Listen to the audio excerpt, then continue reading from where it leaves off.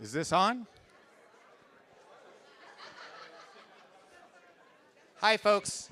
If you just want to start making your way to the seats, we definitely have a lot to cover, a lot to discuss. I want to thank you so much for coming out here for what I consider a very important topic. We'll give it about 1 or 2 minutes to make your way. We have a water station over here.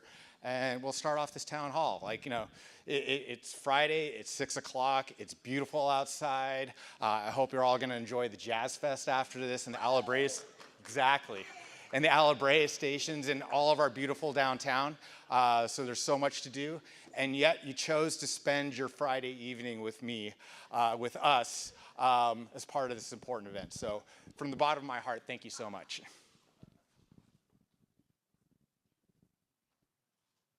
Oh, you're waiting for me now. Okay. So to start off, this town hall meeting was called because of a series of incidents. And as a downtown lover, I do know that like there's perception and reality out there, the perception of the safety out there, the perception of how people view our downtown, but there's also the reality.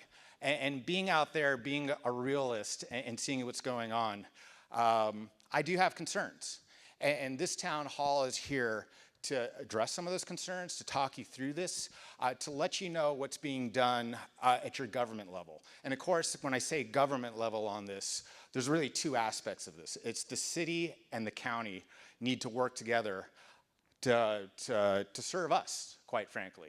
And I know thank you.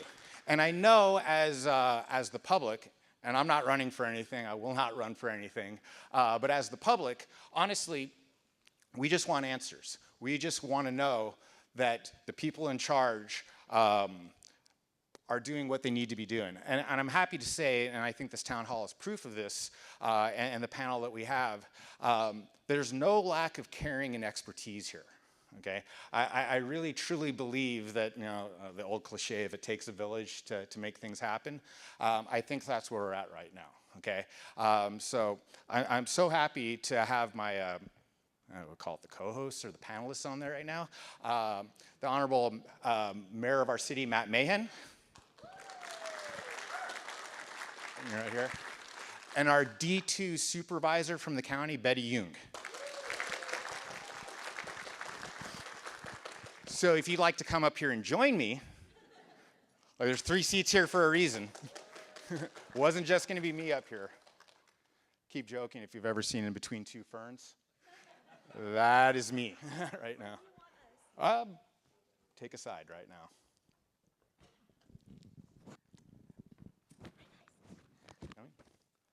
And we'll start off with you, Mayor, if you want to go ahead and say a few words about this.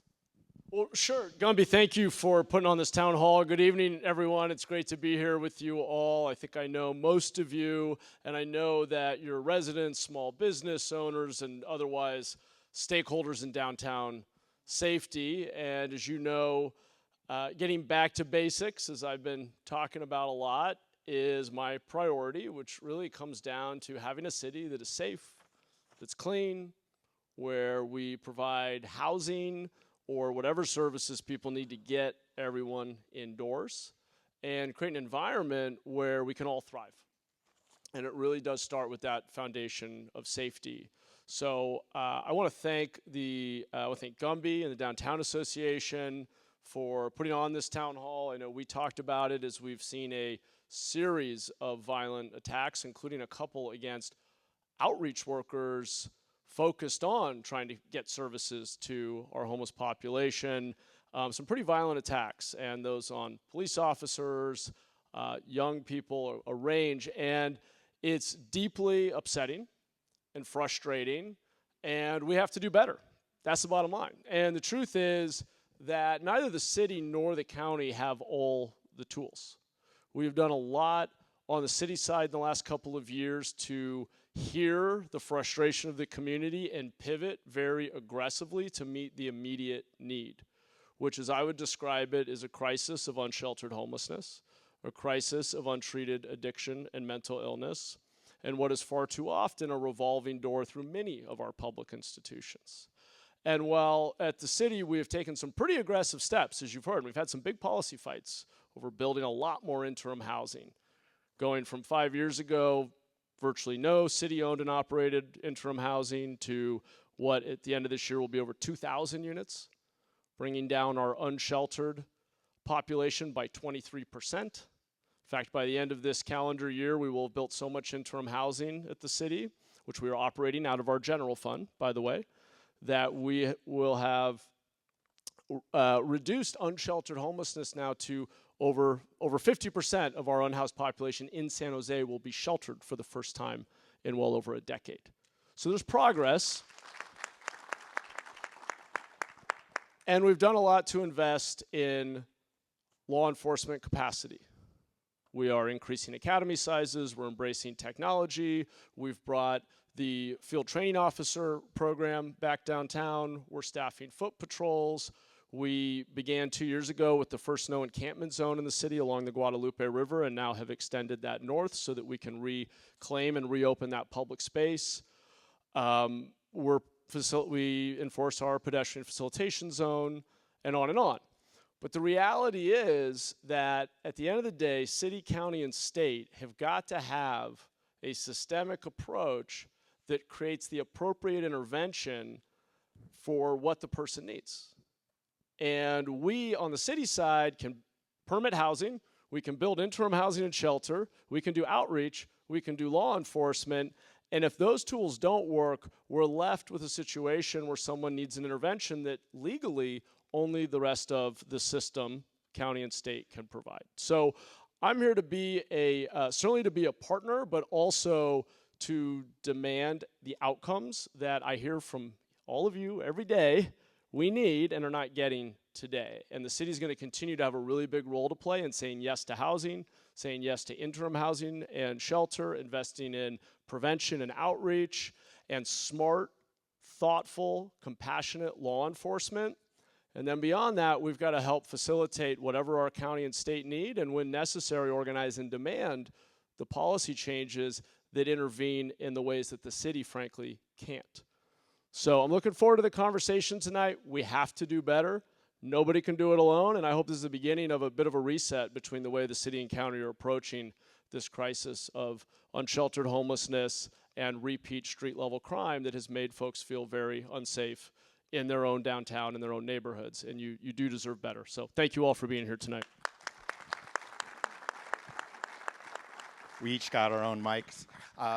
So next I would like to introduce our supervisor, Betty Duong, to give us the county perspective. Thank you so much. Hi everyone. I see a lot of familiar faces, but I also see a lot of new faces. I just want to introduce myself a little bit, just because I've been elected for about 7 minutes. I'm born and raised in San Jose. My mom and dad came here to San Jose in the late 70s as refugees of the Vietnam War, as clients of the county's refugee resettlement program. We lived on 9th and Reed. That's right down here. I grew up riding my bike through downtown, snuck out of the house. My sisters and I grew up down here. We love downtown. This is home. This is what gave us refuge when the rest of the world didn't want us. When the rest of the country was not accepting refugees, San Jose, Santa Clara County did. And so today, it's been an honor and a privilege to work at the county for the last 12 years in the bowels of bureaucracy. That's what you call, I got the term from you. Still, working across the county organization. I started in the public defender's office. I worked in the emergency operations center. I worked at the Vietnamese American Service Center, developing our county's first integrated health services model. I worked in public health. I worked in direct services. I worked in policy and budget. And so when it came time to run for office, not something that was part of the plot, but something that I knew was going to be a huge honor, a huge privilege to be able to take on and bring my experiences, my unique understanding of different county organizations, county processes, to serve the city that I love so much. I'm the only county district that's completely inside San Jose. It's from downtown and the east side, so best part of San Jose. Sorry, not sorry. But I say all that to say that this is very deeply personal to me. To serve is deeply personal. It's to build a world that my parents were able to thrive in, that they were able to buy a home and raise 3 daughters on minimum wage salaries working on the assembly lines of Silicon Valley, where my sisters and I in the 80s and 90s were able to ride our bikes around downtown safely. We don't have kids riding their bikes around downtown. We don't have kids playing out there anymore, taking walks, or our families hanging out on the lawns of downtown to get free air conditioning on a hot Friday night, right? And I want to see that again. My family, I live in downtown now. We moved to East Side for about 20 years, and when it came time for me to start my family, I chose downtown. We live in the Bethesda Park neighborhood. My family owns Academic Coffee on 2nd and William. They just opened Playback Coffee at San Pedro Market Square. So we're all in. Even if I didn't have this position, we're all in. We're all in for the safety of downtown, for our community here to be able to not just survive, but to thrive. Now, I brought my county homies here today, so I got folks from the District Attorney's Office, Public Defender's Office, Behavioral Health Services, Office of Supportive Housing. These are the folks who are doing the work every single day. Rather than me remembering a whole bunch of talking points and stats and spouting them off at you, I wanted to bring the whole county crew, and the city, and Mayor, you brought your whole city crew, right, to come here to have a robust, deep and meaningful engagement tonight about what can we do differently, because things do need to be different. Things were different. Let's get back to that, okay? And I know you talked about reset. Great thing with me is that I've never been elected before, so I guess this is a reset, so let's just get this done. And what I'd like to share too is that in the process of planning for this event tonight, because it was spurred and inspired by you, Tina. Tina, I'm sorry, I don't mean to put you on the spot. We've been friends for a long time, and I do whatever you tell me to. She texts me at any time of day, and I jump, right? So Tina was attacked while doing her job, while caring for our most vulnerable, while trying to connect people to services, a job she loves every single day. She was attacked. So then Gumby and all of our friends in downtown says, we gotta get together and figure something out, because Matt, like you said, not okay, not acceptable. We got into a room, we talked on Zoom, we planned this town hall, in the process of planning, or very organic, came about an idea. Because Chris said there are 30 to 40 individuals in downtown. We know them. We see them every day. We call the cops on them, they get arrested, they're back out again. We know who they are, we know them by name, we know where they sleep, we know their high acuity, right? What can we do for them? So I called my county homies, I said, what can we do? Let's wrap ourselves around them. So we have this initial agreement between each other to say, let's try wrapping everything we've got, all of our resources around these 30 to 40 individuals in St. James Park and downtown, and see where we can go with that. I know it's not the whole problem, but can we start there, take the lessons learned, lift out a framework of service that maybe can be replicated and expanded throughout the whole county? Can we do that? I believe that. Let's make that reset happen. Thank you very much, Betty. So to give you an idea on the format, I have a couple of questions. We had an RSVP system. I heard what public had to say. I have my own questions, and we're going to give our mayor, our supervisor, and our wonderful panel of experts here the chance to address what's going on. And again, to be clear, this is the demonstration of it, or it's the show of this. It's still the demonstration of what's going on. We've had conversations previous to this. There's going to be conversations going on through this.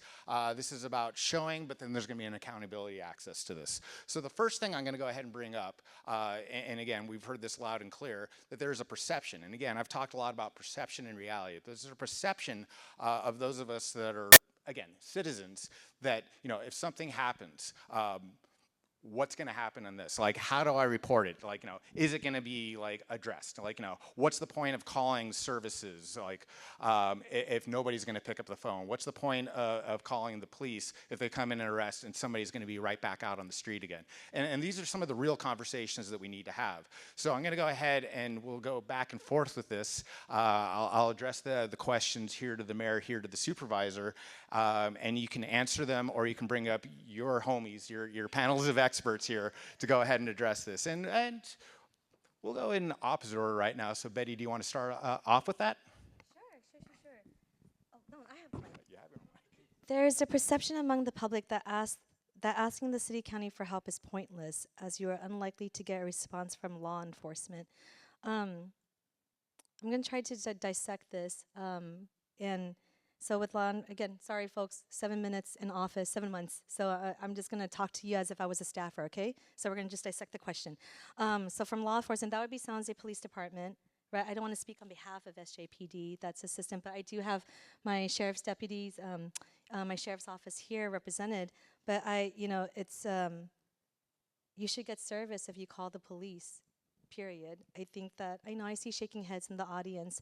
I know that all of our resources are constrained. There is staffing shortages across all law enforcement agencies, both at the county and at the city.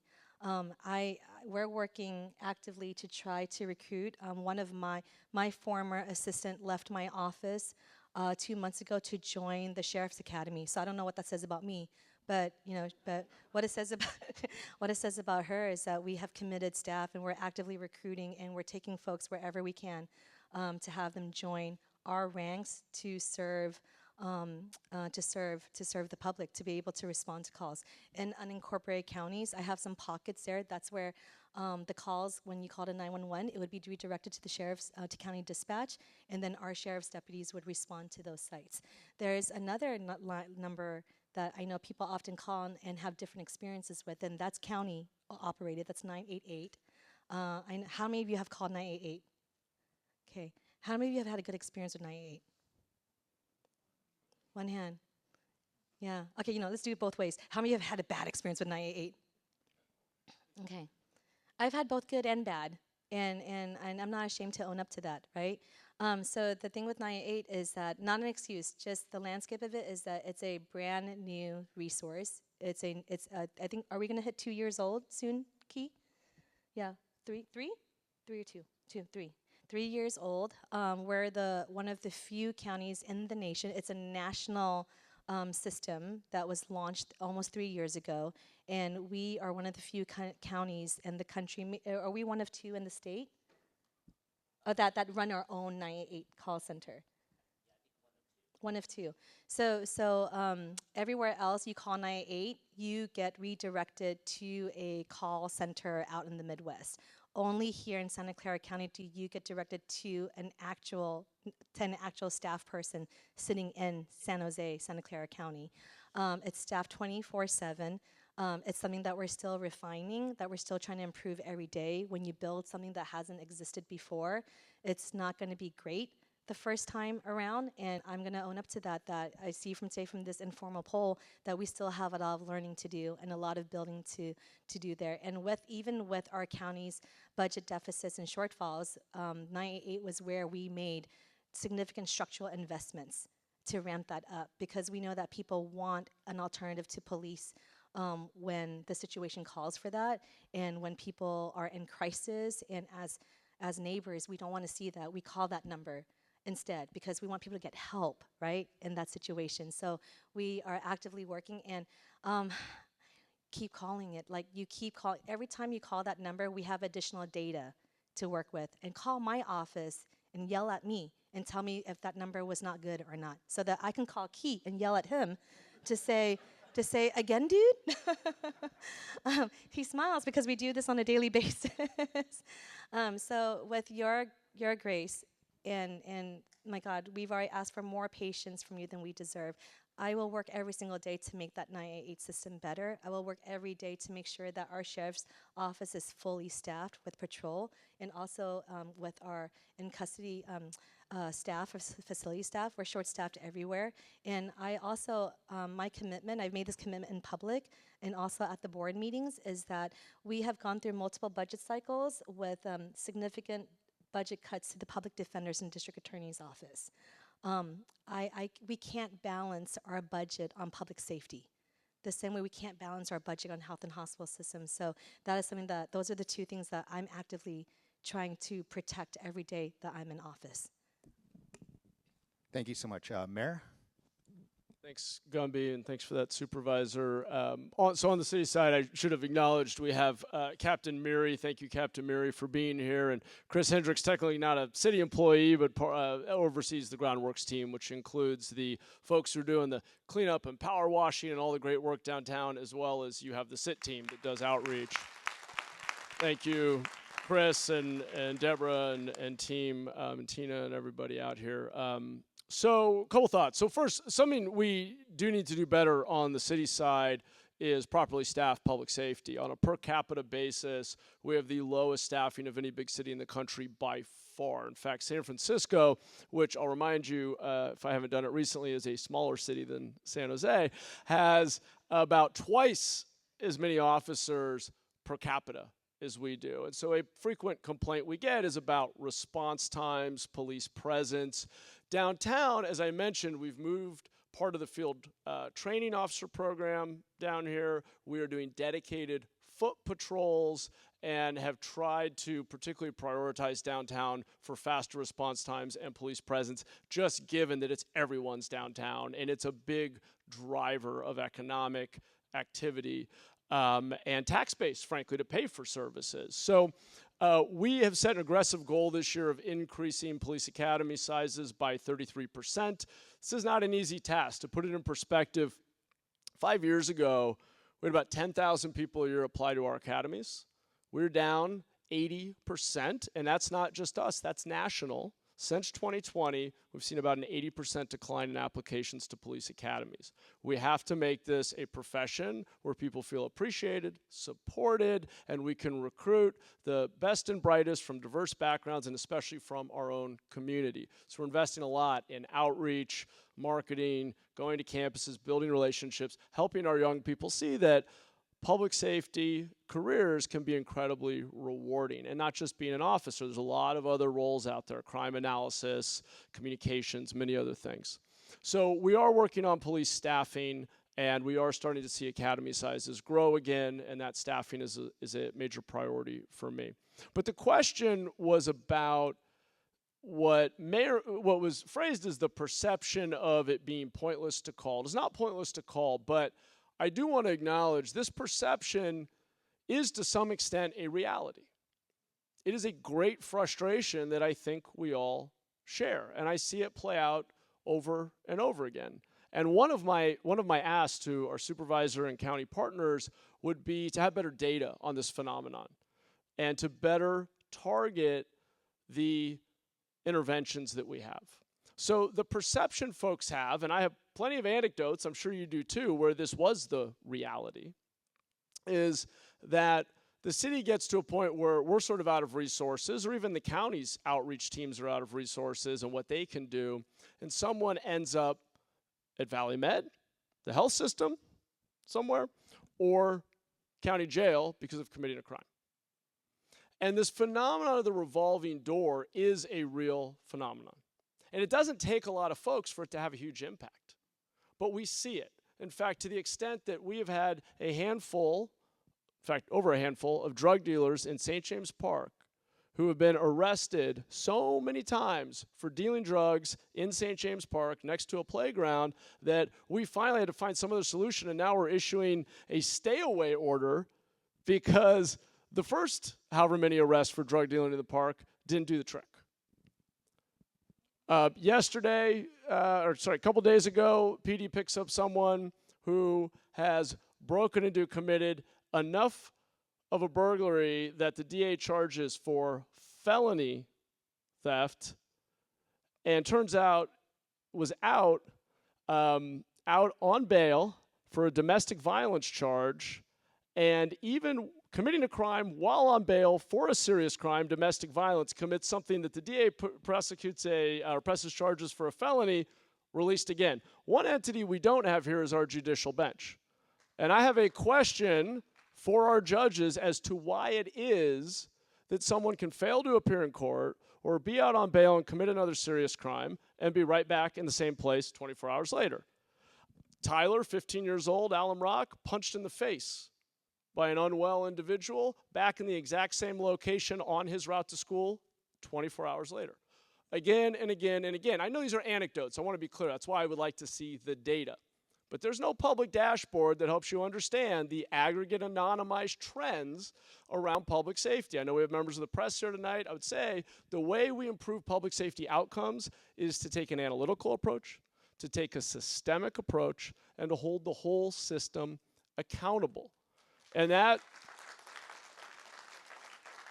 And I want to be clear, we've got plenty of things we need to do better on our end, from utilization of our shelter to graduation rates out of our interim housing to cost per person we serve to police staffing and response times. We got plenty of warts on the city side. But there are few things more frustrating for all of you and for our frontline public safety responders to be engaging with the same individuals, often committing lower level crime in public, from trespassing and theft to drug use and dealing, and sometimes more serious crimes like assault, over and over and over again. There's one woman who I will not name, who I know personally, who has refused housing from a variety of outreach workers over 20 times now in downtown. There is no intervention model. There is no clear, what do we do? Which is why I've argued we need some notion of a responsibility to shelter. At some point, there has to be an intervention. So the challenge we face is, and believe me, some of this comes from state law, but we need to hold everybody, including our judges, accountable for finding solutions. It is not okay to let people continue through an endless cycle of suffering and harming others, particularly on our streets, over and over and over again. So that is what I would describe as the state of play. I would like better data to be able to diagnose the exact breakdowns. Unfortunately, most of that data lives within various other agencies outside of the city, but I think that would be a great next step for us to understand how we really fix this system. You want to speak to that, Supervisor? Yeah, let's get that data. Let's do it. Let's figure it out. Right. Mayor, let's get together. Awesome. And for that woman who has refused shelter 20 times and she's in downtown, right? And has done a number of 5150 holds, which, as you all know, means right back in the less than 72 hours. So I'm going to assume that she's part of that list of identified 30 to 40 individuals, Chris, you were telling me about? Yeah. Yeah. Like I'm assuming that she's on there. You're nodding, right? And that was what we agreed upon, that we're going to wrap ourselves around these high acuity, hardest of the hard to reach cases. And you said that there's no blueprint, there's no system, this is right. Let's build it. Let's build it. I've been a worker and a staffer for 12 years, so let's just do it. Okay. I also want to, so there was reference about arrest, about charges, about release, and about the revolving door, right? I do want to give a chance for our district attorney, public defender's office, and then also our from our sheriff's office. If there's if I want to give them a chance to also add to this, is that okay? That's what we have the homies here for. That's okay. what we're here. And then Captain Mary as well. I mean, didn't want to call on you because you don't work for me. But can I hand the mic over to you? Podium. You don't have to share your mic. I'm James Gibbon Shapiro. I'm an assistant district attorney at the DA's office. I'm here for DA Jeff Rosen. Unfortunately, he couldn't be here tonight. Like a lot of you, like Betty, I grew up here in San Jose and went to Gunderson High School here in San Jose, and I love San Jose. I live in San Jose right now. And I completely agree that we need to prioritize public safety in our county and in our city in ways that we haven't done before and that we've been struggling to do over the last few years. And the budgets are terrible because, as Betty said, the DA's office has had its budget cut each of the last couple of years, and we're struggling to try to meet the needs of the community we're trying to serve. I do want to say that I think related to the question that was asked has to do with what are we doing to enforce Prop 36, which has to do with repeat drug offenders, repeat people with theft. So far this year, we've charged about 1,000 people with Prop 36 crimes. So this is theft with 2 priors or drug abuse with 2 priors. About a little bit over half of those are for the drug with 2 priors and a little bit under half for the theft with 2 priors. And you would think with the people with the 2 priors, and I'll just say for most of the people in this group, it's not just the charge that we filed under Prop 36. Most of the people that we filed charges for under Prop 36 also had another case pending in the system. They were also out of custody on something else. So I completely agree that we need to be doing better of holding people accountable when they've been given a chance to be out of custody and they have not abided by the terms of the agreement to be out, which is to obey all laws while you're out, and they continue to commit new crimes. And we are arguing in court every day that, Judge, if this individual, we understand that this person is suffering from all sorts of different problems, and we also understand that this person's current crime, in the grand scheme of things, may not be as serious as other crimes that we're here for today, but we're also looking at a pattern of conduct for this person that we need to hold the person accountable for. And when you mention domestic violence crimes, I think that's really one of the hardest ones for our community. So we see that just like the crimes we've been talking about that are out of doors crimes, domestic violence crimes, which are inside the doors crimes, we have similar problems with domestic violence where people commit an act of domestic violence or violate a domestic violence restraining order, and then do it again while they're been given the chance to be out of custody. And we're struggling to make sure that we're keeping the community safe by holding people who are doing these acts in custody when they have broken the promise to obey all laws while they've been out. Betty, I don't know if that answered your question. No, that gave a lot of insight. I think that addressing Prop 36 is helpful. I think if you could speak to, and I'm sorry for putting you on the spot here. I'm ready, that's why I'm here. There we go. The revolving door, like perception, right? Yeah. So someone assaults me today. I call the police, right? Captain Mary shows up because he's in downtown with me. The person gets arrested, and then I see them tomorrow back out on my block. All right, I'm going to talk about something a little bit complicated, but we're all sophisticated people. We can have a complicated conversation. So we're going to talk a little bit about bail, own recognizance release, and detention without the ability to post bail. So I'm going to start off by saying that DA Jeff Rosen does not believe in cash bail. And what I mean by that, what he means by that, is that if you've committed a violent act and you're a danger to the community, there's no amount of money that you should be able to post to allow you to get out. And if you have committed a less violent act and you are not a risk to the community, we shouldn't be charging you money. We should be releasing you, or releasing you with conditions like GPS monitoring. So that's his position. And what we have right now in California is we have half of that position.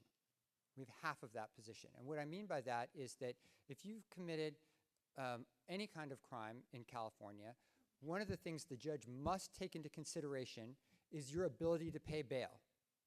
And so if bail is set by the judges, by their schedule at $50,000, but you can't pay $50,000, your bail is going to be set at an amount that you're going to be able to pay. And we say, well, what's the flip side of that? Well, the flip side of that is public safety. But because California law has not done the other half of really taking into account fully all the ways that public safety is impacted, that you don't have a full balance here. You have a balance in favor of the person who's charged with a crime having bail, if appropriate, set an amount that they can afford, but not enough balance on what the public safety part is. And so what that means is the people who get arrested, get charged with a crime even while they're out of custody on another thing, that the way our judges have interpreted that balance is, well, they've interpreted it the way the law says it's interpreted, and that means that more people are out of custody. I will say that we have been asking our judges in all serious cases to hold the person in custody without the ability to post bail. And our jail population right now, it's gone up and down. It's at a relatively low point right now. Most of the people who are in custody in our county jail are people who are in custody for a very violent offense or a very serious offense, and most of the people who are in custody on what we call no bail allowed, meaning that we've been able to convince the judge that there's no amount of money that they can post in order to be released on bail. And that is the case actually for the person we've been talking about who assaulted one of our community workers in St. James Park. He's being held on no bail allowed. But we haven't been as successful as we need to be, especially on people who commit lower level offenses, but repeatedly. You're welcome.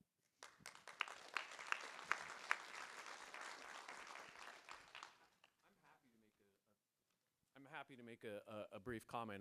I'm Damon Silver. I'm the acting public defender for the county, and in many ways, my office is, in essence, kind of the counterpart to the district attorney's office. We represent people who are charged with crimes, but I want to add, if you'll indulge me for just a moment, I want to add a little bit of context about our role, because oftentimes I think the role of the public defender or people who represent people who have been charged with criminal behavior can be misunderstood.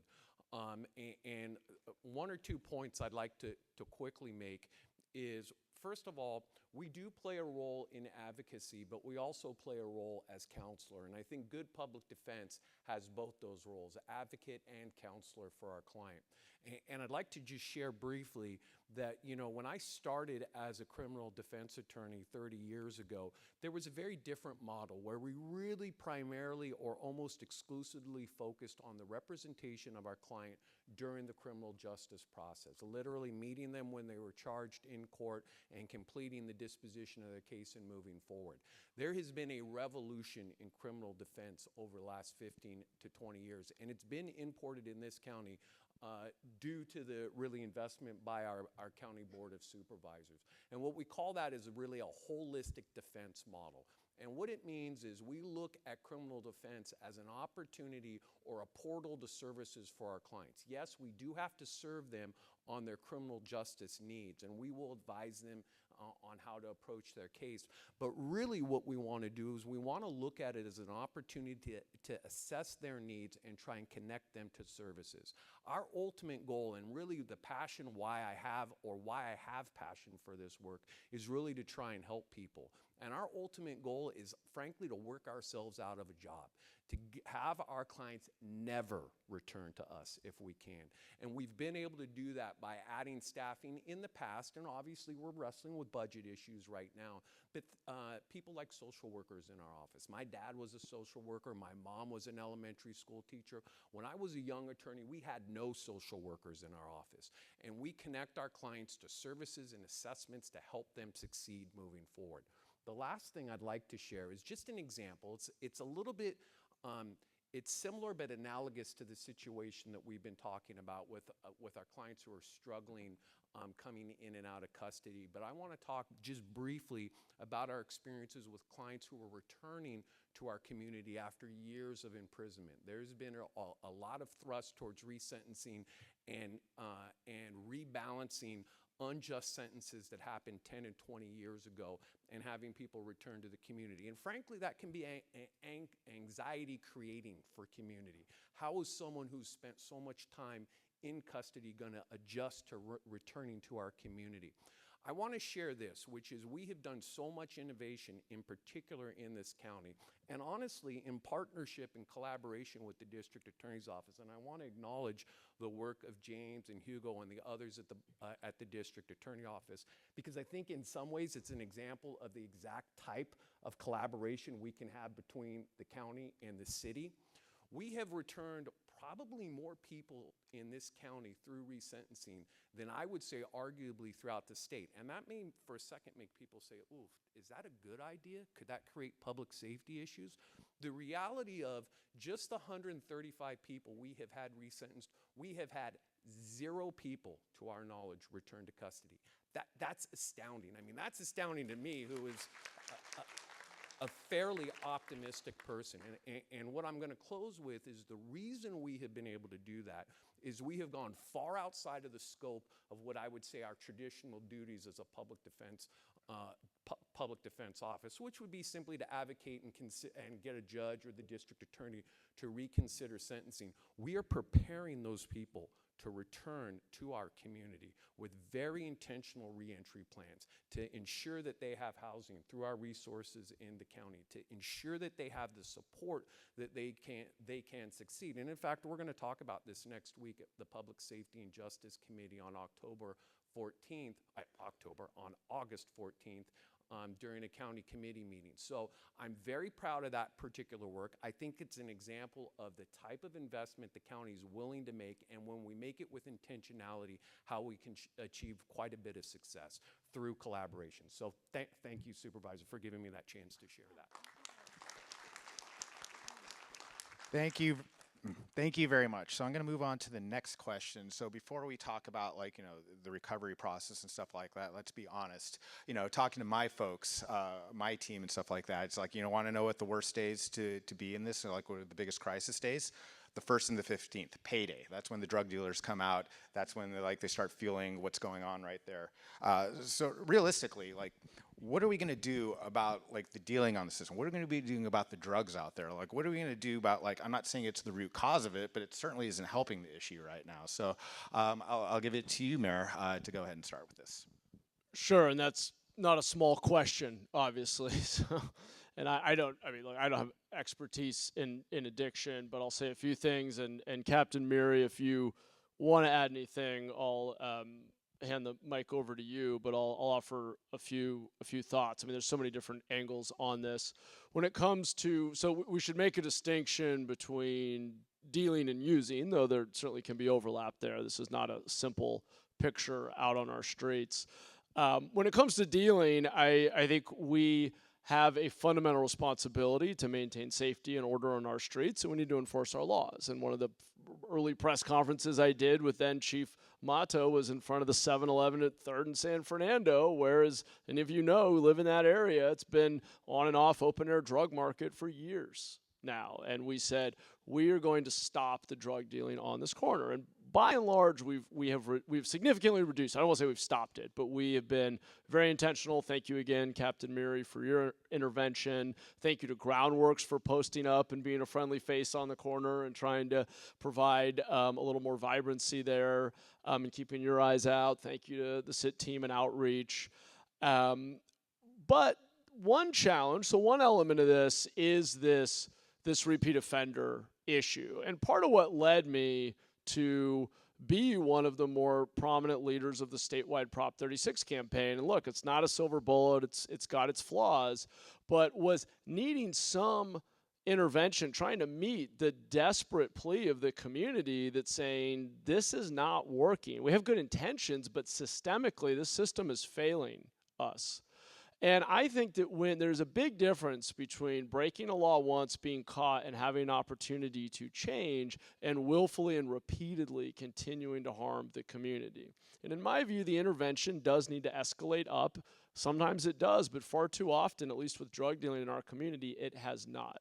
And we need to put the onus on the individual through job training, job placement, good reentry programs. I think we need to think holistically, but we do need to put the onus on the individual to demonstrate to society that they actually intend to do something different.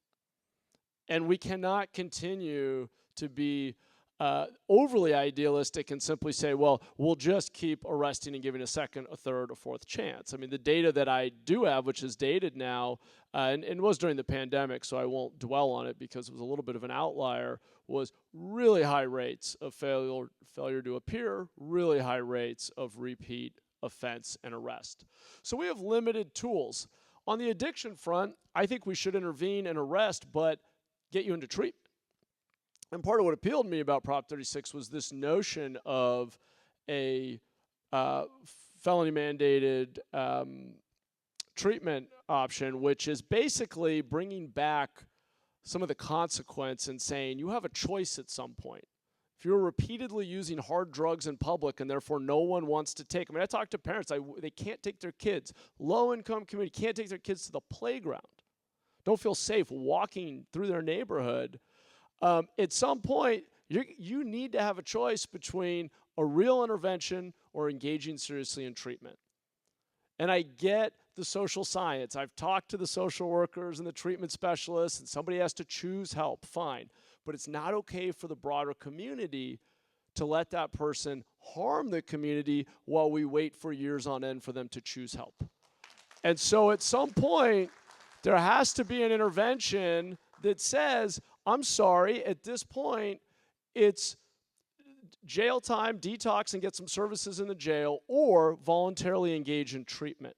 And we have to, and I think we are moving in that more common sense. I mean, the reality is, a lot of what the policies we have today are a reaction to the era of mass incarceration, which disproportionately have harmed people of color. We all know the story. We do not want to be the place that locks up more people per capita than any other society in the world. That's wrong. We can do better.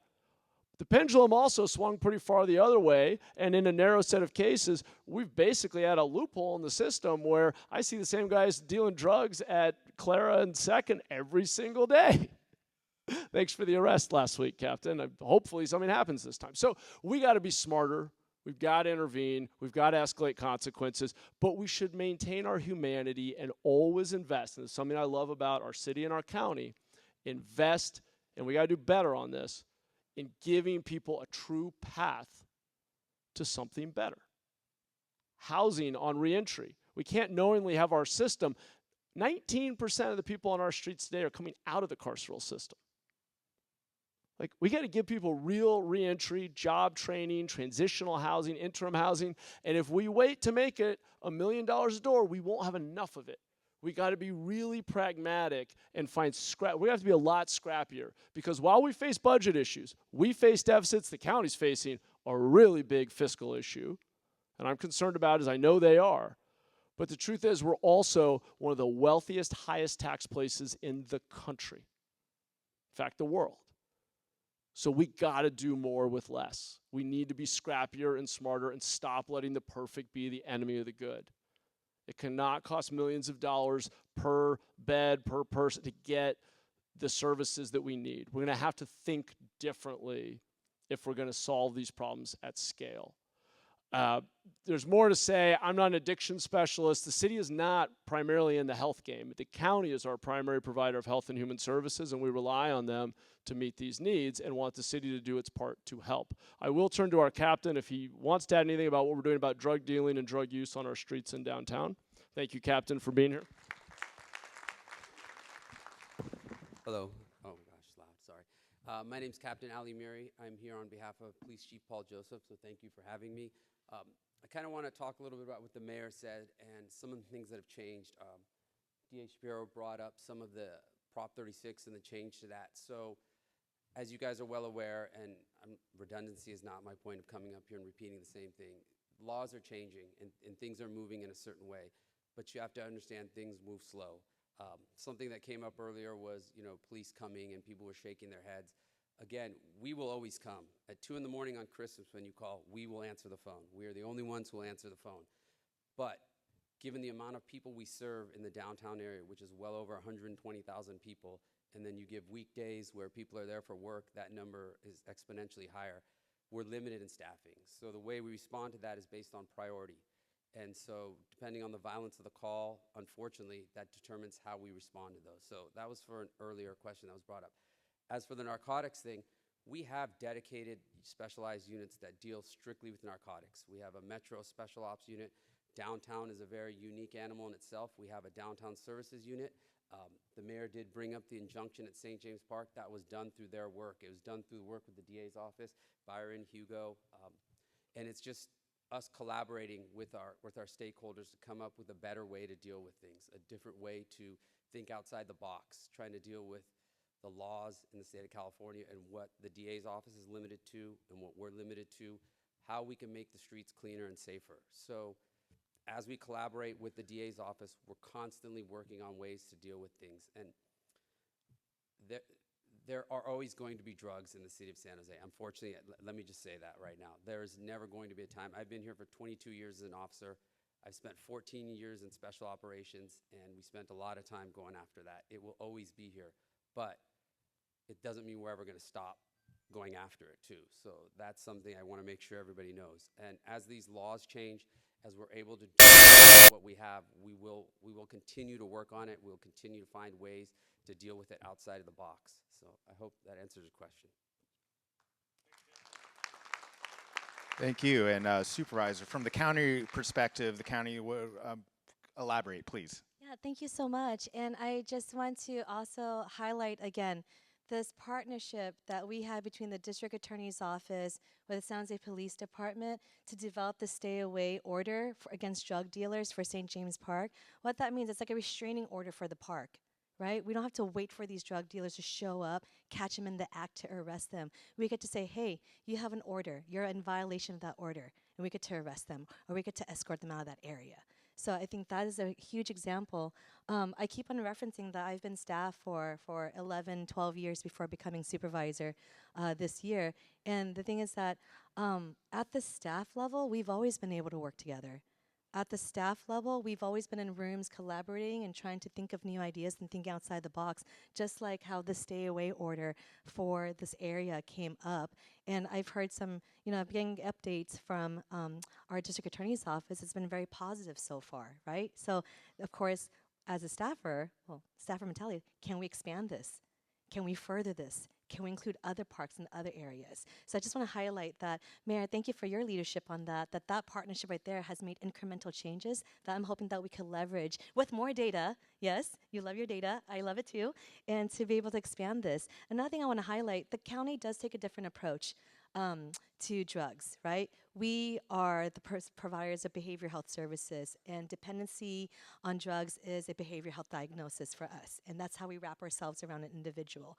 And I just want to highlight some examples of where we've tried to tackle the addiction and drug issues from the enforcement side, which is usually out of our lane a little bit, right? And then we'll talk about treatment. Valley Palms. Are you guys familiar with Valley Palms? It's not in downtown. Hey, Valley Palms, Foxdale. Are we familiar with Foxdale? East side? I see some nodding heads. These are, for folks who may not be familiar, these are on the east side, the other part of my district. I got downtown, I got east side, best parts in San Jose. And these are massive, larger apartment complexes that for years was on the SJPD list as hotspots. Right? Is that what we call them? We don't use that term anymore. But this is where the gang impaction was. This is where the drug dealing was. This is where the overdoses were happening. This is where the violence was happening. This is where kids were missing school because walking from Valley Palms to their school meant they had to walk through opposing gang territory. So when we found out that you were in danger walking to school, not a gang member, but because you came from Valley Palms, right? A different gang, walking through opposing gang territory kept you from going to school. Okay, so this is the type of environments, and what we did as demonstration projects there is that we had our probation department lead the neighborhood safety unit in partnership with San Jose Police Department. What happens, again, that concept of wrapping ourselves, what happens if SJPD had a presence there that wasn't law enforcement, that wasn't responding to a call, but a presence there? We had Chief Mata playing basketball with the kids on a weekly basis.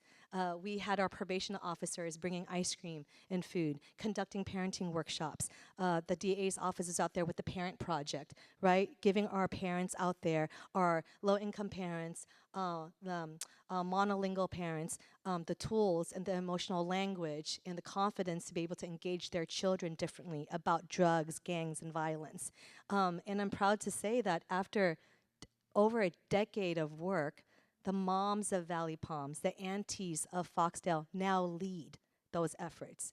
They went from being the client to being the architects of the program where it is today, and they're no longer hotspots.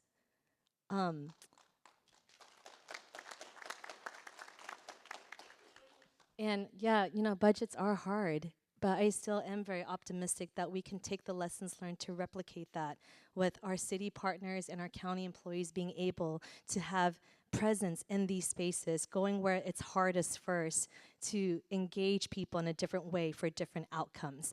And we talked about, you referenced a little bit about the budgetary issues that we have, right? A real issue that we're facing down together as a city in a county, because my district is all city of San Jose. And I know the county includes 15 cities, but this is going to be a challenge for all of us, is that HR 1, the big beautiful bill that was passed, is going to result into over $1 billion worth of cuts to our county budget. $1 billion of cuts to our county budget. That is not something that we can budget through. That is devastation.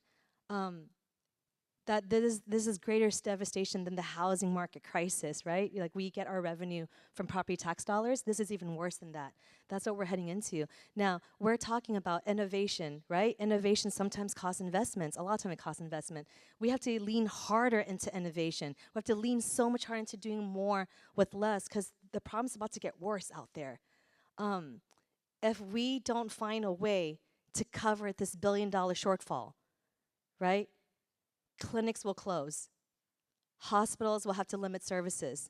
we're going to have to lay off nurses and doctors, clinicians and counselors, healthcare providers. What little we do have right now that's already working at full capacity will be gutted. And I'm so sorry. For those who know me in this room, I don't talk like this. I see the bright side of everything. I see the opportunity in every challenge, and we plow through, right? That's what happens when you're the daughter of refugees, right? I didn't cross the ocean for you to give up, right? That's right. But this is something that I'm having a very hard time. I know we all are having a very hard time staring down. 3 of our 4 county hospitals are in the city of San Jose. Those are San Jose residents who will be denied access and care when the full impacts of HR1 take place, go into effect the 1st of 2027. And that's going to include behavioral health services, that's going to include addiction treatment, substance use treatment, that's going to include medical treatment beds that the city of San Jose demanded we build, and we are building, and we are adding, and we're in like this full momentum forward propulsion, right, of adding more beds. Every month we're adding more beds, right? Now, once we fall off this financial cliff in 2027, where do those beds go? That is my waking nightmare.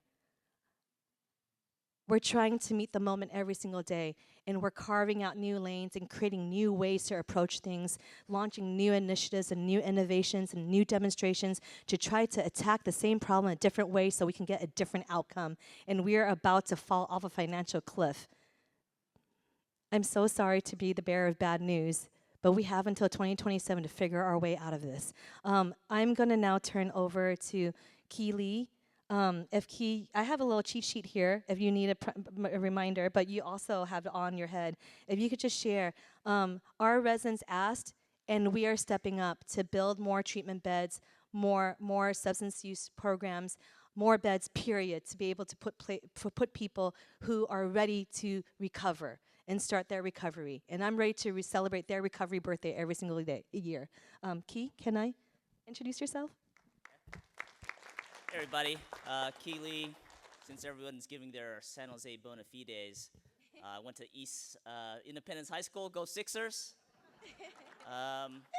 So our Board of Supervisors have been very supportive and directive in expanding behavioral health services, including what we call behavioral health treatment services, from acute care, those are locked facilities for people in acute conditions, to sort of community residential services. Starting in July of 2022, we had about 1,000 or so beds. We set a goal to add about 500 additional. We're about halfway there. One of those facilities is our new adult and teen psychiatric services center. We call it the Behavioral Health Services Center. That should be completed in about 6 months or so. I will say this. Every few years we get more tools. Every few years we get new policies. And all of those are going to be helpful. And we're going to apply those policies and tools. The place-based strategies, working with law enforcement on hot lists, working on the highest users, all those types of strategies, we've applied them, we've used them before, we'll continue to use them. But what Supervisor Young mentioned about the financial cliff, that is a very real and existential threat. And let me just talk about the substance use disorder services as it relates to HR1. So when it comes to mental health services, the county is essentially, all counties in California are essentially the insurance plan for people with a serious mental illness, so the most serious conditions, and we pay for the services that they need, acute services, outpatient services, etc. All of those individuals are on Medi-Cal, and so we receive reimbursement, some cost recovery for those services, as long as they're on Medi-Cal. We also provide services for unsponsored, uninsured individuals, and just in the behavioral health department, we provide, I think last fiscal year, maybe $35 million in unsponsored services. And the reason why that is relatively low is because we've had this expansion of Medi-Cal both federal and state-only Medi-Cal for people who are undocumented. Now, HR 1 comes along.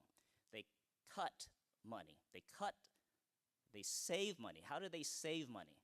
They save money by making it harder for people to be on Medi-Cal. So when you don't have Medi-Cal but you need services, you still show up at the hospital, at the clinic. And when we don't have Medi-Cal to pay for those services or recover some of our costs, it makes it harder for us to provide those services. So for people with a serious mental illness, usually they have conditions so severe that they are considered to have a disabling condition. You know, most of them have SSI. Not so for people with just a substance use disorder.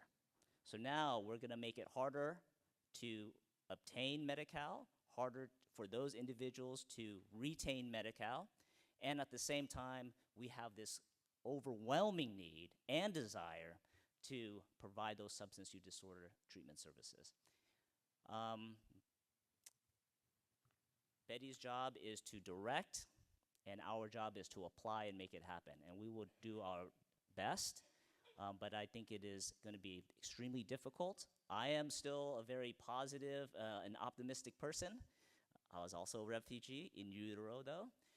So we're here to get it done, but I think it's going to be very challenging. The thing that makes me most hopeful, though, is that the county staff and the city staff have for a decade or more created one of the best supportive housing systems in the nation. Not fully funded, not adequate to meet the need, but I would put that up against any supportive housing system across the country. Thank you. Yeah. Mary, you wanted to say some more? Yeah, unless we're going to cover it on the next one. I don't know how much we're going to do on the next one. I guess I just wanted to suggest, so first of all, it's great to have a new supervisor with all this energy and optimism, enthusiasm. Thank you, Betty, for choosing to serve, and congratulations again on winning. I know we've got our monthly one-on-one, which has been good, and I do agree that ultimately the only way we solve these issues, these complicated issues of public safety, unsheltered homelessness, addiction and mental illness, crime, et cetera, it takes city and county. As I said at the beginning, we have different tools.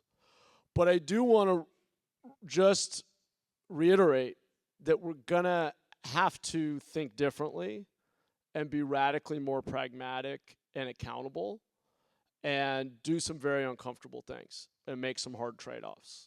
The federal government is what it is. It's fixed. It's not changing for a while. The sustainability of many of our current systems are really in question. The growth of public sector revenues and the level of spending in recent years and the trends over the last decade or two, with the national debt now over $30 trillion, is really in question. And I wanted to say, while collaboration has absolutely got to be a guiding light, we also are going to have to push ourselves out of our comfort zone and do things very differently. And collaboration can't be, I know you don't mean it this way, Supervisor, but I'm saying this because I want you all to hold us accountable, an excuse for status quo. We're going to have to collaborate to do things very differently. Stay-away order is an interesting example because while I agree with the Supervisor that it was a great moment of collaboration between the DA's office and our PD, and we came up with a creative workaround that may or may not work, we don't know, we shouldn't be in this situation. That is managing around. We have to start acknowledging, let's start looking in the mirror and acknowledging that that's just managing around dysfunction. Why is this set of drug dealers in St. James Park after 5+ arrests in the last couple of years for dealing hard drugs next to the playground? Like, we shouldn't have to find a work around the dysfunction of a system that's not intervening. And the truth is, yeah, we don't have enough money. We didn't have enough money last year when Biden was president. We have even less money now that Trump's president. And under both, we still had 4,000 people in tents across the city of San Jose. And we're going to need a very different set of approaches, and it's going to take all of us. It's going to take collaboration. But what we've been doing, even with more collaboration, even with more money, isn't actually going to deliver the outcomes we all want, unless we start to acknowledge that some of the things we're doing are simply not working or they're not scalable. And I know that's hard, and I'm not saying that to blame anyone. I'm saying it collectively. But I'm saying it because the reality is you're going to have to push us and forgive us to do some hard things and to do them differently. I personally don't know that the county can run 4 public hospitals. Our county's got almost as many public hospital beds under management as the county of Los Angeles. I don't know if that's sustainable here. Like, we're going to have to do things differently. We are. What we've been doing, it's why I ran long before Trump was, actually, I think he was president when I was running, but before this iteration, trying to acknowledge that the trend lines aren't good. And the answer can't just be another tax and another bond and we'll find more money. So I want to acknowledge that, like, something has to change. All right. I'm off my soapbox, Gumby. Let's go to the next question. Well, Go to the supervisor. yeah. So, Mayor, I think I'm picking up what you're putting down. Right? Let's get some stuff done. Let's do things differently. And I just want to. I hope I make myself clear that that's been my whole thesis statement this whole time. Let's look for new ways to do things, to address problems. Captain Mira, I heard from you just now that the sobering reality is we're never going to get drugs completely out of San Jose, right? We got to be smarter than the drug dealers. We got to take them head on and get them out of our parks and out of our neighborhoods. And Matt, because of your leadership in Prop 36, right, there's not going to be a 4th or 5th arrest. It's like, what, 2 strikes? 2 times? 3rd time, right? Yeah, I hope so. You know, you worked really hard on that prop, so let's see how that turns out. But the thing is, like, yeah, collaboration shouldn't just be us meeting every single month. I mean, we do meet every single month, and then I call your staff on a regular basis. They also call my office on a regular basis. And so, yeah, I hope that nothing I've said today has indicated that this collaboration is not intentional, not thorough, and not sincere. That I'm working. Matt, you and I are both working every single day to find a way to do things differently. And I'm not going to be up here saying that what we've done is perfect. It's very clear it's not, because the misery is out in the streets right now. The harm is out there right now. And we are trying to house as many people as possible. We're trying to build treatment beds as fast as possible. And we're not, you're right, we can't ask, like, it's not more funding, right? Like, do we throw money at the problem? But the challenge that we have now is that we're in a landscape where what we do have is going to be taken away. What we do have, what this county has grown into, what our residents of San Jose in the 15 cities of Santa Clara County have come to rely upon, our network of emergency departments, our system of clinics, our coordinated care, the beds that we do have, that we have waiting lists for right now, right? It's going to be taken away. And it's going to be hard to solve new problems when things that we were already able to address now becomes a recurring nightmare. It's come back. Whatever gain we were able to make, no matter how small and incremental, is going to crash when HR 1 goes into full effect. So I just want to highlight that distinction because it really is a desperate time right for us right now. And I know that you worry about this too, and I look forward to thorough, thoughtful, sincere collaboration with more innovations coming out of it. And thank you very much. And as in my short time in my role right now, and given what we've had right now, I've been able to witness some of the collaboration. You know, this is just kind of the start of it. It's actually not even the middle of it. We've had meetings before. We have this. There's continuing things that are going to go on. So just very much on. Salas says, walk the park with me. I walk the park with him. I called him and says, walk downtown, walk 4th Street with me at 10 o'clock at night. He's out there right there, right? And then, like, I call Anthony. It's like, Anthony, meet me on the corner. You know, it's like you have a great city council that is making this work happen. And I'm so honored to be working with you. And Gumby, you and I have been talking ad nauseum ever since you took on this role. Trying. But, you know, in a way like, talk is talk and moving on. We need action on this, and very practically right now, a very practical sense on this. Like, I believe in the talk and I believe in the collaboration on this, but there's a very much a call, and in part of this collaboration that we were talking about, speaking for the downtown right now, because that's what I'm representing today, that we have, it's a 5 to 10% of our unhoused population. The number, somewhere between 20 and 30 or something like that are in a desperate crisis right now. They're so deep in the throes of addiction. They're so deep in the throes of mental health and all that. They're in the place that they can't help themselves. We've been talking about a commitment to help these people, but the commitment is not just the outreach, of course. Like, these people need to be reached out to 3, 4, 5, 6, however many times it needs to take to this. And then when we have that outreach to them, it's the case management afterwards. This is not going to get solved in 30 days, 45 days. This is a period of months. Again, like, we have you here from a practical standpoint. I'm here to hold you accountable right now, both of you, all of you right now, to our most vulnerable, and in doing what we can on this at a small level to start off with, but growing from this. So I guess it's your turn right now to speak on that, please. No? I'm happy to. You're saying on the 5 to 10 or whatever it is, the percentage of folks who are service resistant. Is that what your question was, Gumby? The most service resistant, and just going back to the commitment to what we need to do to get out. Well, not just from a policy, but from a practical standpoint. I mean, you have my commitment. I think you have the entire city's commitment that, for one, we will continue to enforce our laws. That is our most basic, as the lowest level of government. Our job is to enforce laws consistently across the city without favor, without bias. That is something we will continue to do, and that does require proper staffing, technology, training, community engagement. There's a lot that goes into it. Because of this phenomenon of service resistance that we have run into, and I want to be clear, not everyone on our streets is addicted to drugs or mentally ill. There's a wide variety of reasons people become homeless, and there's a variety of reasons that people get trapped in homelessness.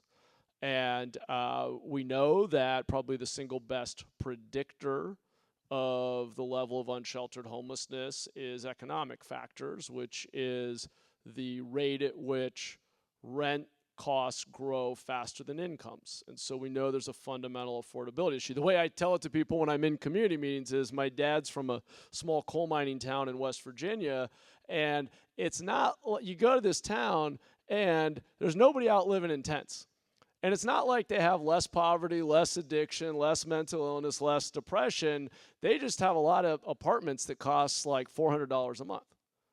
And they haven't had the kind of growth we've had. To some extent, we're victims of our own success. All of that said, though, that can't be an excuse for a status quo that's completely unacceptable. We cannot continue to have 4,000 plus people living in tents and vehicles across the city in unmanaged conditions. And while it is not a majority of our unhoused population who are service resistant, we call it, repeated outreach, and are unwilling or unable to really engage when offered services, shelter, we need a better intervention model. Now, we should say we do need to continue to build affordable housing. We need to build interim housing. The city has stepped up in a big way on the interim front and has added a couple thousand units. The county passed Measure A and has stepped up in a big way on affordable housing. We have also, through Measure E, contributed a lot to affordable housing. It's not a competition. We are both doing a lot on these levels, but the truth is neither meets the need, which is why I've been pushing us to get down that spectrum in terms of cost per person we can bring indoors. And we're going to need solutions, which we have, that can get people into a safe, private place, a room with a door that closes, for less than $100,000 a person. We have that. Via Doloro, $80,000 per person for private sleeping cabins. We're going to have to find scalable solutions. And for the service-resistant population, my proposal that you all know is very controversial. We passed a version of it at council after a lot of pushback. And frankly, a lot of rejection from many of our partners and many local electeds is what I've called responsibility to shelter. And the basic notion, in my view, is if we offer someone a private indoor room that is low barrier, where it's not arbitrary, you're going to get kicked out in a week or something, but a true one of our interim housing units, and you repeatedly refuse, I think that we need to force the question. I do not think that you should be allowed to choose. I do not think that anyone in a modern, complicated society with 1 million people in just our city who need to go about their daily lives, I don't think camping can be a choice. It is not, and it's not the majority of people who are homeless, let's be clear. We get really good response rates on our interim units, but when we're trying to enforce a no encampment zone or make a downtown safe, and we have someone, I won't name her again, who's refused housing 20 times, at some point, yeah, I know it's not real comfortable, it's not real fun, but without being willing to intervene in a coercive way and try to get that person into some caring environment, I'm not saying it has to be jail, treatment center, a mental health hospital, an appropriate placement. But if we're not willing to intervene, then what we are by default doing is saying it's okay to choose to camp right here, and we are giving up. And we can't give up. And so I think we're going to have to be willing to intervene. And in those cases, which again, you said 5 to 10%, I don't know what the number is. We see ranges of service resistance when we are enforcing no encampment zones. Sometimes it's low. We've had up to 30, 40% of an encampment say no. There are a lot of reasons. It's very complicated. But when it's over and over again, 10, 20 times, and there's clearly behavioral health issues, we got to intervene. And the city's pretty limited in our intervention tools. We can't run a secure treatment facility. We don't run mental health hospitals. And that's why I've been very vocal in pushing in Sacramento and encouraging our partners locally to find these interventions that are appropriate. Not the jail, I get it, if it's mental illness or addiction, but a secure place where people can go that, yes, in the short run may be involuntary, because if you're addicted to meth or fentanyl, you may not be able to make a rational decision about your self-care in that moment. That doesn't mean we lock you up with hardened criminals. Doesn't mean we put you in a mental health hospital and throw away the key for a decade. But look, I have a cousin who spent 2 years on the streets here with addiction. We had to physically intervene to get him home. Like, it's rough. It's a really complicated question, but we have been too far to one end of the spectrum, effectively saying, well, if you don't want help, we'll just keep coming back until you say yes. And I don't think that's good enough. Thank you. Supervisor? Thank you. So, Gumby, to your question, yes, the commitment to wrap ourselves around to deliver services and be very intentional and intensive around these identified 30 to 40 individuals that your team has identified, that Groundworks has identified, you have my commitment. You have my commitment, and I brought my Keeley, our Deputy County Executive, Consuelo, another Deputy County Executive. Between the two of them, their portfolio includes building housing, building treatment beds, and leading behavioral health services. So what I want to do is also really appreciate you. So, I mean, a lot of the conversations is how do we solve homelessness, right? We're not going to solve it in a day. We're not going to solve it in a month. We're not going to solve it in a year. Mayor, ever since you took office, you've been working every day to solve it. It's going to take some time to undo a problem we didn't create that has been percolating for generations. But when you presented the premise of what about these high acuity, high intensive, familiar faces, known persons in our community, you have my commitment that we do whatever we can, and throughout our health and hospital systems, throughout our behavioral health services, throughout our substance use treatments, throughout our outreach, throughout our counseling, whatever it takes, we're going to work with the city, because the city has some powers, we have some other. And I want to say this, counties don't run mental health facilities either. Those hospitals, the Agnews of yesteryears, no county is tasked with running that, but our county has taken that role. We voluntarily stepped up, the board of supervisors, with our county staff said, you know what, that's not anyone's mandated job, but we're doing it.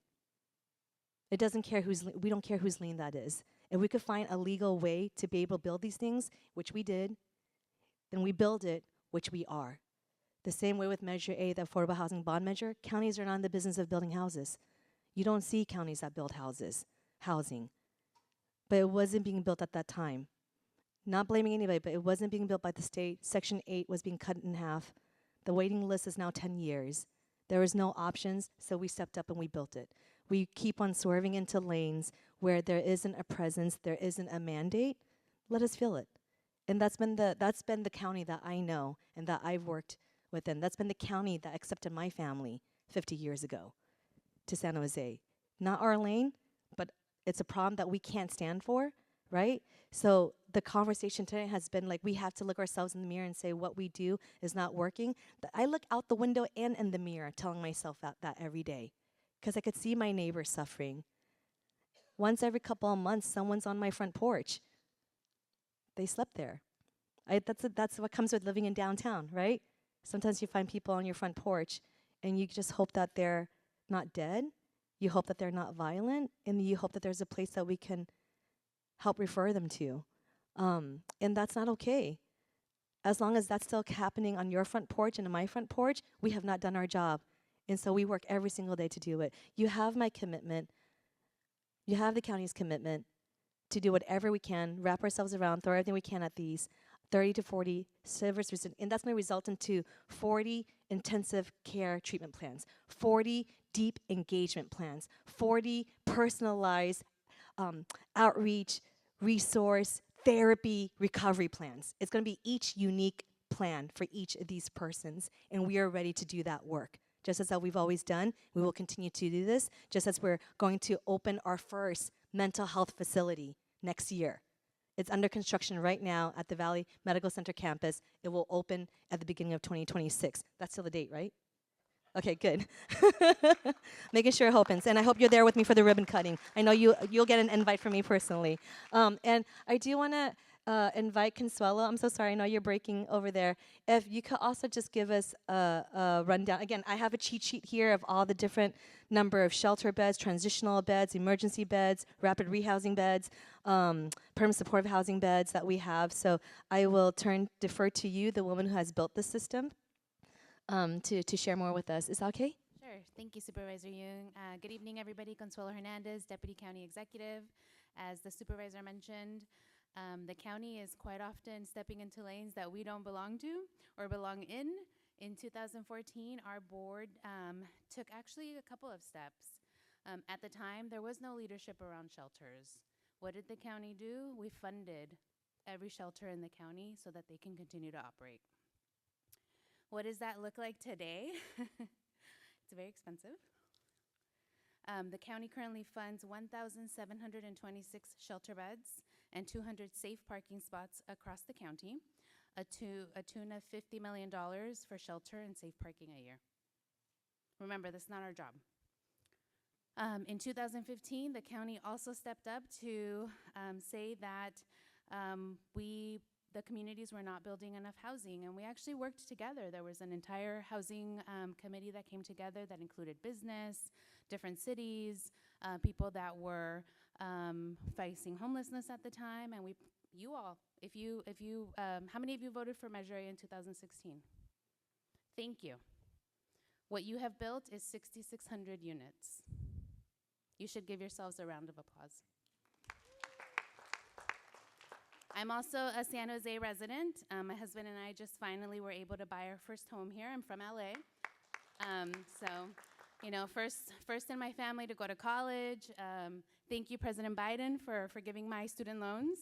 Otherwise, I wouldn't have been able to afford an apartment. But there's a lot of families in our community that are facing homelessness because of how unaffordable it is to live here. So what else did the county do in 2015? We said, let's pilot a homelessness prevention system. Let's catch people before they become homeless. And today that system is helping over 2,500 families with children, individuals, avoid homelessness. What does that tell you? That the county does it all. We provide housing when we're not supposed to. We prevent people from becoming homeless. We provide shelter, and we continue to expand that shelter. Over the last 2 years, the county has actually stepped up and provided more new shelter than any city in the county, including San Jose. But the beauty of our partnership, what I'm very proud of, is that together we're actually building more shelter, more housing, more prevention, not pointing fingers. As Key mentioned, as staff, we talk all day, every day. That's how you make it happen. That's how we convinced 11 cities who also voted for Measure A to build more housing in their community. So whereas other places in the state, we see people saying no to housing, that doesn't happen in Santa Clara County. And it's also because of the leadership of the city who helped pass AB 2126 or 2186 that allows us to build housing where appropriately zoned without CEQA. As you all know, that is a big barrier for housing. But we all do that, and all of it is possible when we work together. And I really appreciate Supervisor Duong and the mayor coming here today and saying, let's reset. Let's get down to business. Let's put the politics aside for a second and problem solve. We love data. We're data nerds at the county. If you ever want to know what the outcomes of our programs are, I brought my card. Key and I are happy to meet with you. We love talking about the impacts of our system and something that we've built over the last 10 years. So I'm got data. We have some flyers that I can share with you. It's all research-based, independent. And again, we are here to be practical and let's get it done. So thank you, Supervisor. Thank you. And I'll give an apology because we were scheduled till 7 o'clock and we've gone considerably over that right now, but it's clearly a very kind of complex and sensitive and not an issue that's going to be solved obviously on a dais like, in one night. It's a continuing conversation. It's continuing action. I want to thank all of you. It's a Friday night. It's a beautiful San Jose night with many things to do, which I hope you're going to afterwards.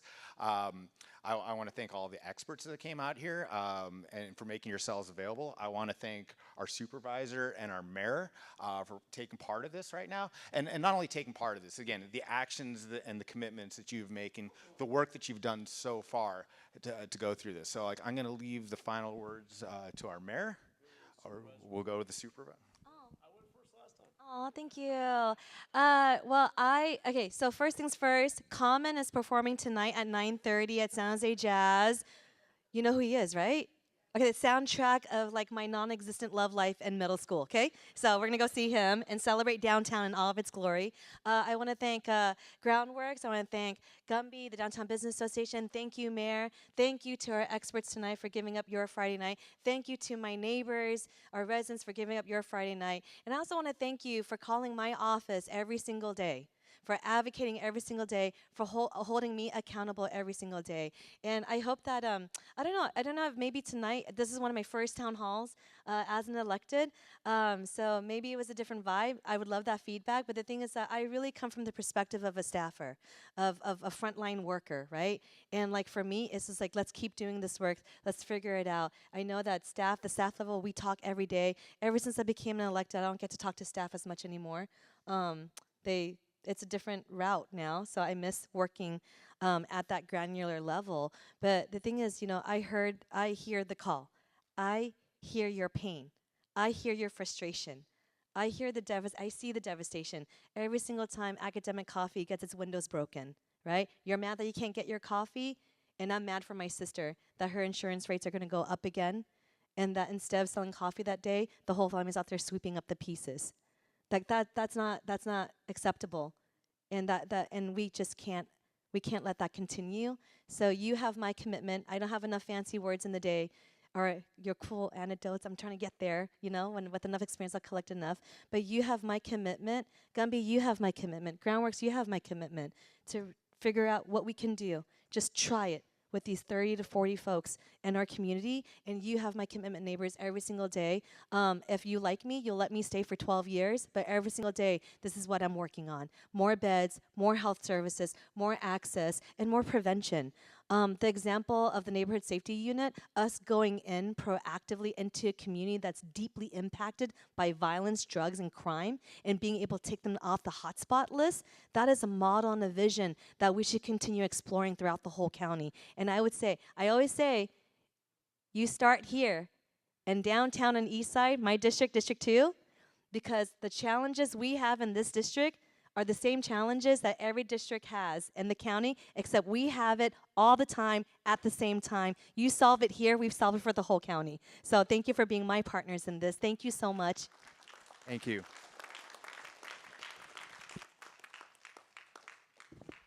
Lost my mic. There it is. All right. Well, thank you all for taking the time. I know you could be a lot of other places on a Friday night, so really appreciate you being here. I want to thank Supervisor Young for taking the time, and excited to work together because obviously we have a lot of work to do, and I appreciate all of the optimism. And if I have a little bit of frustration in my voice, it's just because I've been in elected office a little bit longer now, I guess, and I feel like I've been banging my head against the wall on some of these issues. But I am still fundamentally optimistic, and I appreciate all of our public servants who are here in law enforcement and other roles. I appreciate the work you do. I know everybody is working hard and is working with great intention, and that we have an opportunity to collaborate and get a lot done together.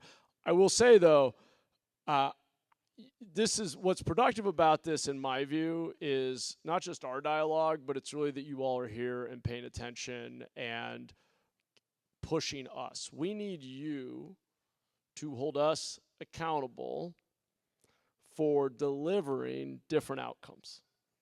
And we're going to need to set measurable goals and check in regularly, because we're here because the truth is we have not figured out, I'm not pointing fingers, city, county, state have not figured out how to deliver markedly better outcomes on this constellation of issues. And I'm glad that we've got a commitment to do something we need to do and that the city can't do alone, which is the however many dozens of high utilizers who are often service resistant, sometimes violent in the downtown core. We don't have the tools. We can bring them to Valley Med, we can bring them to the county jail, but that's about all we can do.